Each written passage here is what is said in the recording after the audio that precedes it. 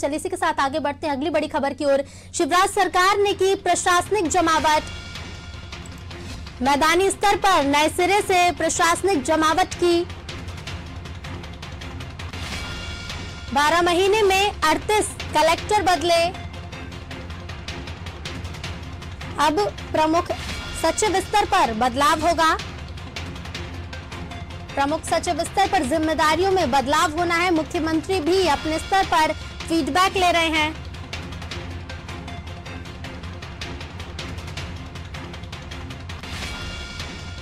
शिवराज सरकार ने प्रशासनिक जमावट की है। 12 महीने में 38 कलेक्टर बदले गए हैं। अब प्रमुख सचिव स्तर पर बदलाव होगा।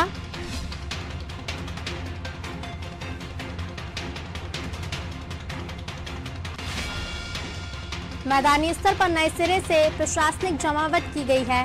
12 महीने में 38 कलेक्टर बदले गए हैं। अब प्रमुख सचिव स्तर पर बदलाव होगा।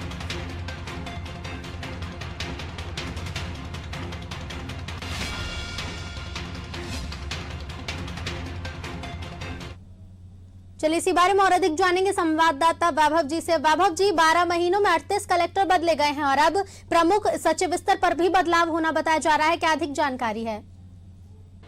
बिल्कुल, नए सिरे से मुख्यमंत्री शिवराज सिंह चौहान के द्वारा प्रशासनिक जमावट की जा रही है, जिसका उदाहरण है 12 महीने में 38 जिलों के कलेक्टरों को मुख्यमंत्री शिवराज सिंह चौहान ने बदल दिया है।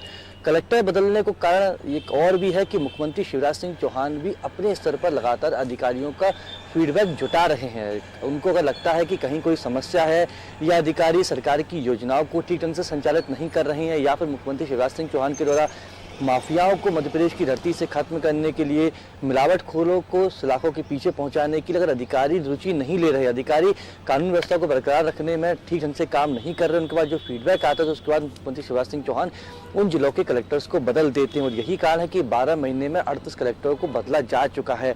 कलेक्टर्स के बाद अब पीएस स्तर पर जिम्मेदारियों में बदलाव होने जा रहा है। मुख्यमंत्री शिवराज सिंह चौहान के साथ ही मुख्य सचिव कार्यालय लगातार पीएस स्तर के जो अधिकारी होते हैं उनके काम की समीक्षा कर रहा है, उनके काम की जानकारी ले रहा है। मुख्यमंत्री शिवराज सिंह चौहान अपने स्तर पर जानकारी लेते हैं, लेकिन मुख्य सचिव की भी जो जिम्मेदारी है वो भी अपना निर्वहन करते हुए पीएस स्तर के जो काम दिए जाते हैं मुख्यमंत्री शिवराज सिंह चौहान के द्वारा, उन कामों में कितनी पूर्णता हो रही है, अगर कहीं लापरवाही बरती है तो उसका कारण क्या है। तो अब चूंकि कलेक्टर बदले जा चुके इसलिए पीएस स्तर के जो अधिकारी है वो भी पदोन्नत हो रहे हैं, तो इसलिए अब जिम्मेदारी बदली जाएगी। जिम्मेदारी बेहद महत्वपूर्ण होती है, क्योंकि अगर पीएस अपनी जिम्मेदारी को ईमानदारी से निभाएंगे तो जो अधीनस्थ उनके अधिकारी होते हैं, कलेक्टर्स होते हैं, वो भी ईमानदारी से जिम्मेदारी का निर्वहन करेंगे और सरकार की योजनाओं को ठीक ढंग से संचालित करने के साथ ही मुख्यमंत्री शिवराज सिंह चौहान के सभी दिशा निर्देशों का ठीक ढंग से पालन करेंगे। इसलिए अब नए सिरे से मुख्यमंत्री शिवराज सिंह चौहान पीएस स्तर के अधिकारियों में जिम्मेदारी का बंटवारा करेंगे, ताकि उनका जो लक्ष्य है, मुख्यमंत्री शिवराज सिंह चौहान लगातार बात कर रहे हैं सुशासन की,